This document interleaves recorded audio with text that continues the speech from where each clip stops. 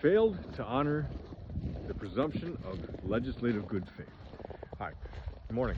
My name is Scott Comegys. I'm running for New York State Senate for the 54th District. That's all of Livingston, Ontario, Wayne, and counties, and part of Monroe County. That phrase, the failed to honor the presumption of legislative good faith, is going through my head. It's what the U.S. Supreme Court used as a justification to allow Texas to continue on with its racist, gerrymandered congressional redistricting. But while I can go on about that whole process and that issue, it's just that turn of phrase that's getting to me that I'm focusing on right now, because I don't think we've ever had, at least in this country, and possibly never, no country ever, but I don't think we've ever had a presumption of legislative good faith. We've always demanded that legislators justify their actions, justify the work to the people. How is it benefiting all of us? Because we don't have that presumption of legislative good faith. We have skepticism about legislative good faith. And I will admit that lack of trust and erosion of trust is one of the main problems that we have with our society right now. You know, if I talk to 10 people, 9 out of those 10 people are going to tell me how they distrust some government institution, some way, some forth, right? And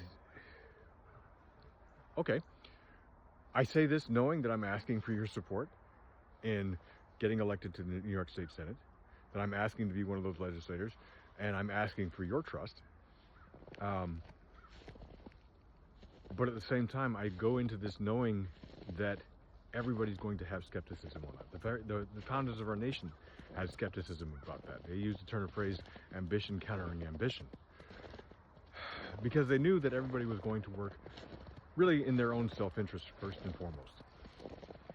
That to get a government that did support the people the way they wanted to, the way we wanted to, that you have to have a number of people justifying what they're advocating for, whether that is for healthcare or good, housing, affordable housing situations. You have to justify that to other people and earn their trust that that's going to be good for the whole of society. So I think that the Supreme Court just got it wrong. There is no such thing as a presumption of legislative good faith. And that when people do come up with legislation and they tell you exactly who they are in doing that legislation, you ought to believe them. So I don't really have a conclusion for this. I'm asking for trust and asking for you to work with me to build trust in our government institutions. And we do that by electing people who are genuinely actually trying to serve and make sure we are making that foundation, that the government is working for all of us. There are some people there in the New York State Legislature that I know, friends of mine, who are.